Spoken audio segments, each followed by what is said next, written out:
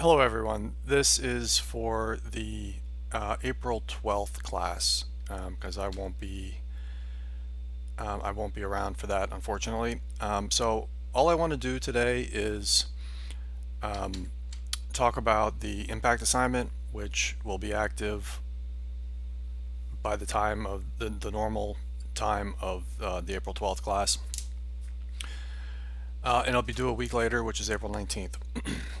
It's worth 20 points, so that and the impact and the ethics assignments are both worth 20 points, so those are both a substantial amount of points. So you want to put some good effort into it.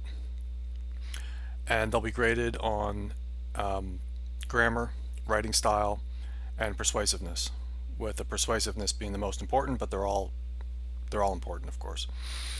Okay, so for the impact assignment, I think you can see my screen, I sure hope so. The background information is that you are the technology and engineering writer for a general interest publication.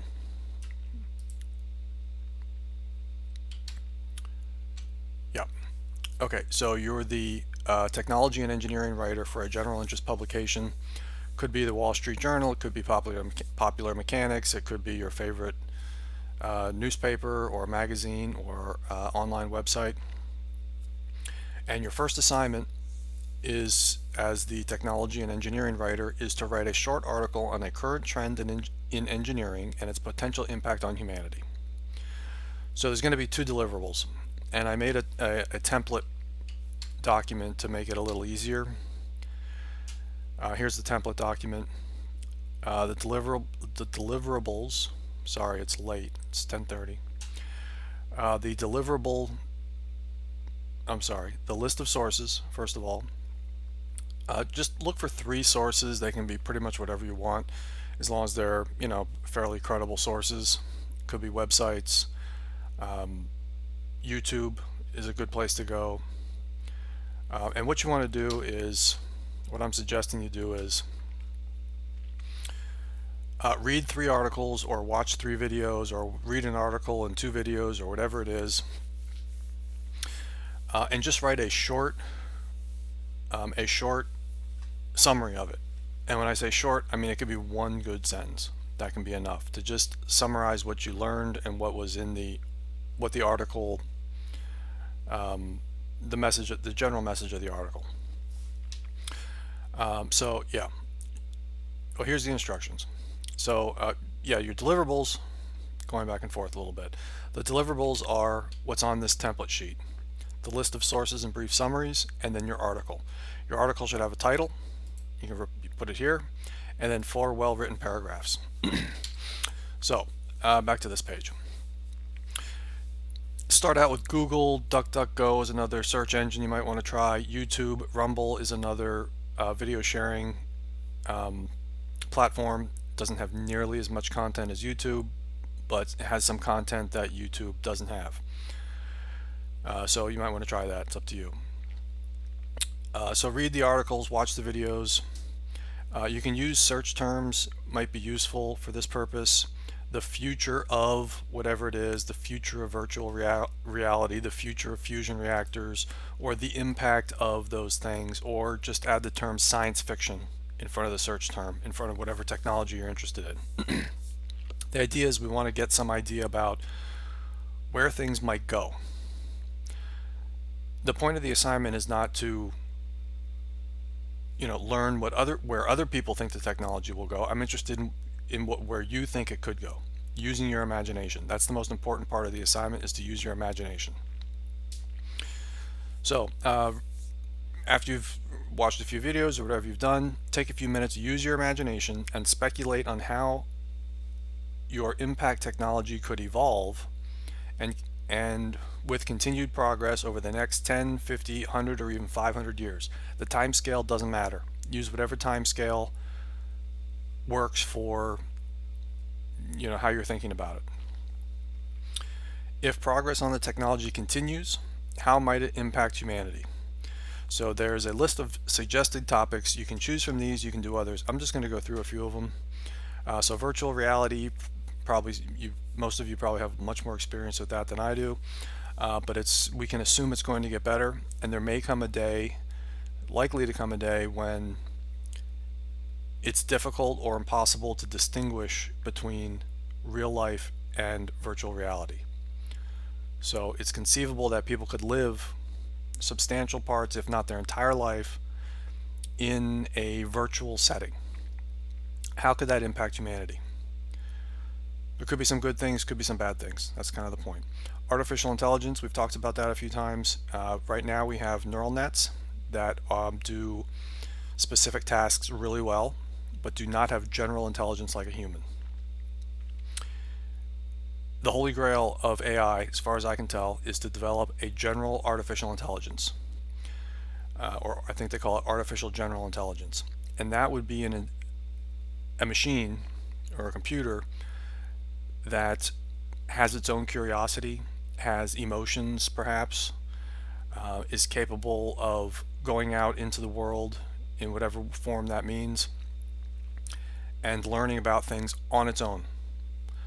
So we can teach machines to play chess or drive cars, but they obviously would have never thought to do that on their own. A general intelligence could develop an interest independently in chess or in some, the birds of Costa Rica or anything like that, because it's a general intelligence capable of thinking on its own and even acting on its own. So if that happens, you could speculate on that. That could go many different directions. That could be, they keep saying it's going to happen. Hasn't happened yet. Maybe someday it will. And there's a lot of science fiction written on that. Self-driving cars and autonomous vehicles, that's close to reality today, but they're not, they still have those edge cases, they call them, that need to be solved. So they still need humans behind the wheel. But assuming we get to a point of self-driving cars and autonomous vehicles, that could include delivery trucks, taxis, could even include airplanes, ships, whatever you want. Imagine they become fully autonomous and they can act independently. You might merge that one with artificial intelligence, for example. You can merge some of these topics and talk about them together. So if we have cars that are fully capable of driving on their own, and they contain an artificial general intelligence that's capable of thinking on its own, that could lead to all kinds of things, all kinds of crazy stuff. So use your imagination, have fun with it. That's really the point. Fusion reactors, we will have looked at that on Thursday, which will be tomorrow, 7th. So I'll refer you to class on that. Microchipping of humans or some future variant. There's some talk about chipping humans. Some people are already chipped. Some people have their vaccine record on a chip. It can be scanned. I think I saw that in Sweden at some point. That could advance, and it could include many different things besides just simple information. It could be used for tracking. It could be used to connect you to an AI. So again, it could be merged with AI. It could become required. A government or your employer may become commonplace for them to require some type of chipping. Could replace your keys and all your access to everything else, which means it could be granted to you easily, but that permission to use those things could also be taken away, potentially, if you have a chip. Could have other benefits as well. It could monitor your health, and could inform doctors that they need to intervene, and it could save your life. So there's could be advantages and disadvantages. Colonizing Mars and commercial space travel, another one that's coming true, or they say is going to come true soon. We could have two different civilizations, two different groups of humans living on Earth and living on Mars. It's highly conceivable that there could be humans that are born on Mars and live their entire life on Mars. So how could that change humanity if we have two groups of humans living on two different planets? How might that affect humanity overall, or commercial space travel in general? Also, lots of science fiction written on that. There was a television show, The Expanse, I think it was called. That was about just that. That was very interesting. Reusable rockets, it was also pretty much reality. But if space travel is routine, what that might mean for vacations and free time, work, traveling around the world quickly, it's possible that you could have lunch in Singapore and be back in time for dinner, for example. How might that change humanity? Use of robots, our lives will be, I think we can pretty much be sure that there will be robots engaging in different parts of our daily life in the not too distant future. Boston Dynamics is really good about it, has a lot of interesting products. You might check out their website or on YouTube, see what they're up to. They have some amazing products. So when you see that, I'm sure you'll agree that you could easily see them working in your home, or working next to you at work, or replacing you at work, or replacing other mundane tasks. How could that what effects might that have? And again, you might merge that with artificial intelligence. Yeah, artificial intelligence can go with a lot of these. Yeah, I missed facial recognition technology. That's already reality. China has a very advanced facial recognition, and I believe they are developing a database of every person in the country, and they're using it to track them. This could be positive and negative. Again, it sounds dystopian, and it may very well be, but it could also result in greater public safety. It could make your life more convenient, but it could also be used as a tool of oppression. The governments could do that if they can track everybody and all your movements. And you might think about, if that happens, facial recognition / surveillance, how might that change humanity? I think it could change us in negative ways, because I think there'll be more, for example, there might be more pressure to conform to the rest of society, and that might discourage people from thinking independently, and that could have an effect on innovation. So that might be one way to go with it. 3D printing, we looked at that. Weapons are already being printed. There's the beginnings of 3D printing of drugs. It could replace more traditional forms of manufacturing. At this time, it's used mostly for prototyping or for producing parts in small quantities. It's not nearly as efficient as a conventional mass production system. So it's not used for mass production at this time that I'm aware of. It's more for small quantity things and very complex parts. But that could change, and it could be used at greater scales. I've seen things about 3D printing of buildings. So concrete, other materials can be laid with very large 3D printing machines. They can be used for construction or civil engineering, bomb shelters, I don't know. Could go many ways. Genetic engineering in humans, we looked at that a little bit too. That might be merged with colonizing Mars. It might be necessary to genetically engineer humans so they can survive on the lower pressure and the higher radiation present on Mars, and the lower oxygen. So there may be some connections there. Could also result in new ways of treating disease or eliminating disease, making people smarter, stronger. I think we talked about that with the potential for, maybe people are concerned about widening of the wealth gap. That might be something you could explore. New vaccine technologies such as mRNA are a future variant of this. Yeah, so mRNA technology, many of you are probably familiar with it. It triggers your body to produce a protein, in the case of the COVID vaccines, to produce a protein that your body will recognize as foreign and will learn how to defend against it. I believe that's an accurate, very brief summary of how it works. That's just getting started. It could expand into many different things. So maybe nutrition, I don't know. I'll let you use your imagination on that one. Internet of Things, I believe we talked a little bit about this during the semester. So that refers to devices that are connected to the internet. That could be all kinds of things. It could be a football that you throw in your backyard that collects data, on how hard and how far you throw and how accurately you throw, the outside temperature and all those things. It could be production machines at a manufacturing company that are connected to the internet and monitored remotely. They could have security problems because they're connected to the internet.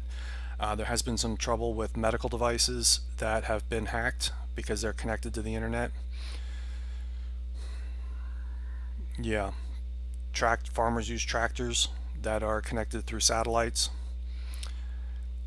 So that's still just in its infancy. There could come a day when all of your devices, your coffee maker, your alarm clock, your car, everything is connected to the internet, and they are all interrelated. And they kind of are just there to serve you when you need them and not be there when you don't need them, for example. That could have security and privacy implications.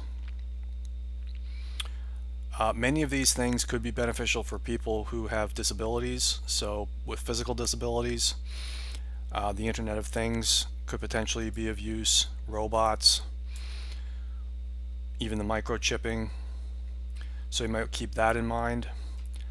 It could also potentially lead to more loneliness if people, for example, elderly people may not have contact with human caregivers as much if the robots and the AIs can take over those things. These are still kind of short term things that we can easily foresee. In this article that you're going to write, in the fourth paragraph, I'd really like to hear about just use your imagination and kind of go crazy with it. That's the fun part about it. Blockchain, if you know what that is, you could talk about that. I don't think I want to get into it too much. We didn't have time to maybe we'll talk about it tomorrow, but probably not. Quantum computing, again, if you have pre-existing knowledge, that might help. Blockchain refers to, it's a technology behind the cryptocurrencies, and they can have wide-reaching impacts. Okay, I'll get into it. So if there's a currency that's independent of, so for example, what's it called, Bitcoin, it's not controlled by any government directly at this time. It runs on computers dispersed around the world. So no government has control over it. And that makes it different than existing currencies. So existing currencies are, in the case of the US dollar, it's a fiat currency, which means the US government, through the Federal Reserve, simply announces how many dollars there are. And if they feel like they need more money, they just print more money by literally adding zeros to the accounts of commercial banks. All the commercial banks have accounts with the Federal Reserve, and if the Federal Reserve wants to put more money into the economy, it just gives those banks more money, and then it goes out into the economy from there. But with blockchain-based currencies like Bitcoin and the others, those types of things are not possible. So that's separate from government. That could lead to an undermining of global governments. That's a possibility. That's something you have to look into and learn a little bit more. But that could have very, very important impacts. Quantum computing, that has the possibility of greatly accelerating or greatly enhancing computer power. From what I've been able to glean from people who know what they're talking about, this sounds like it might not work. But you could take it as, if you read something about it, I'm sure you'll find other things. You could just assume that quantum computing will result in extremely fast computers. So you could take it from there. All right, those are suggested topics. You can use others. For the article, I'm suggesting 4 paragraphs. And again, the 4th paragraph is the most important. That's why it's in red. So in the first paragraph, you want to write this like you might, like some of the articles that you're going to read about for general interest audiences, for people without engineering backgrounds, for example. So in the first paragraph, you can just introduce the topic and generate some interest. So you might encourage the reader to keep reading. What is this technology? What about, you might want to throw something out there that's really inflammatory perhaps, or something that really grabs their attention, and then you can go back to it and discuss it a little bit later in the article. just get some interest in the article so the reader keeps on reading. In the second paragraph, you can talk about the potential benefits, positive impacts. In the third paragraph, you might talk about trade-offs, drawbacks, or risks, negative impacts. Fourth paragraph, these three can be pretty short. Like if you're talking about any of these topics up here, I really don't need to hear too much about what it is. Because most of these, even in a general interest audience, they've heard, many people even without engineering backgrounds, they've heard of these things. But you can give them just a reminder or an overview of what it is and its benefits and risks in the second and third paragraphs. The fourth paragraph, which is the really interesting part, offer a plausible view on the overall impact of this topic on humanity, of this technology, I should say technology. How might the evolved technology impact day-to-day life of individuals or all of humanity? Think science fiction. Describe any measures, precautions, legislation, or business opportunities that you believe should accompany this development. So if you've read any science fiction, I think you know what I'm referring to. Yeah, so the fourth paragraph should be, I'd say, a good 50% of the entire article. Then give it a title. At the end, after you're done writing, give it a title.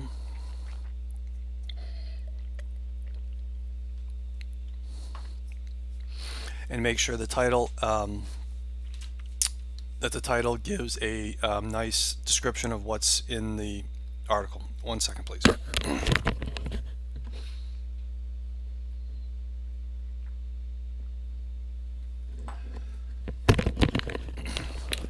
Okay.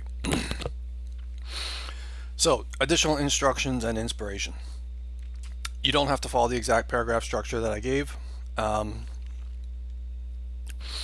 you should discuss both positive and negative impacts, and express an overall view on the topic. Yeah, on the overall impact. Try to avoid, these are things that I see happening in student submissions, and just give you some tips. Try to avoid overusing terms like positives and negatives. So, you know, if you say that your technology could help cure disease or save lives, we know that's positive. You don't have to say this is positive. We know it's positive. That's saving lives and curing disease. Those are good things. Yeah, or if it results in a loss of freedom or has some other safety risks, we know that's negative. You don't have to state that explicitly. You want to cite 2 facts to back up your assertions. You can use the sources that you had. Any 2 quantitative facts is good enough. But the main thing is to rely on your imagination and show a high degree of independent thought. Okay. Yeah, so in this course, most of the time, like in the project proposal assignment, we insist on verifiable facts and statistics. In this assignment, it'd be good to have 2 facts, especially in the paragraphs 1 through 3, especially 2 and 3, I would say. But in this assignment, what we really are looking for is original thought and good use of your imagination, and that, you know, that'll take a little bit of thought. You know, you put some time into it, think about it, however you want to do that. Yeah, do not hesitate to think to extremes.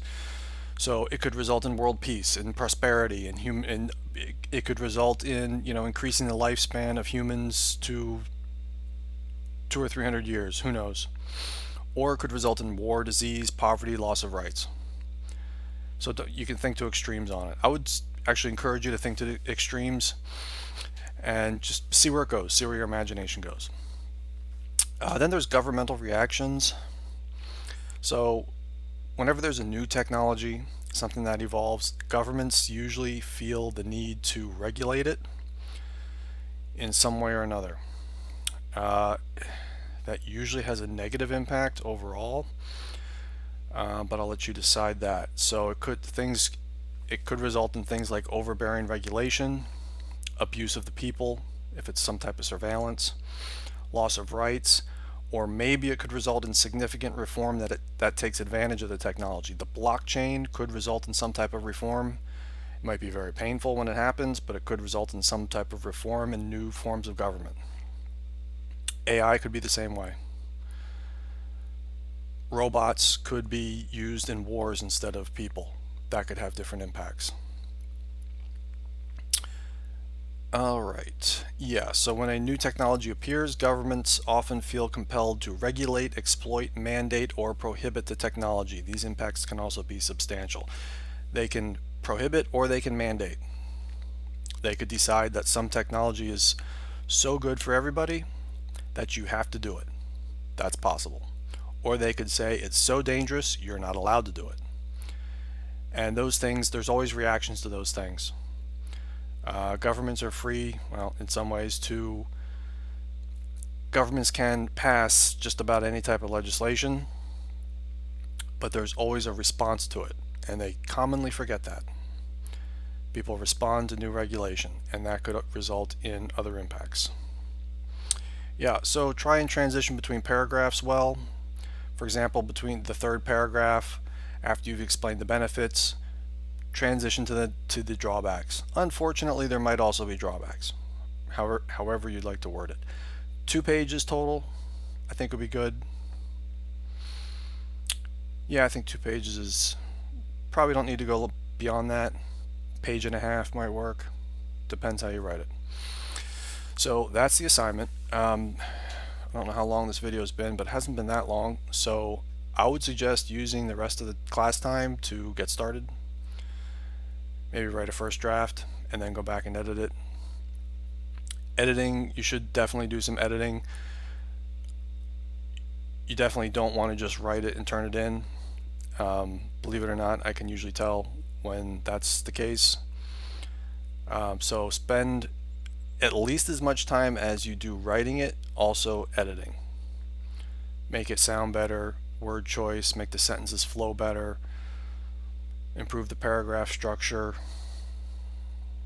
things like that.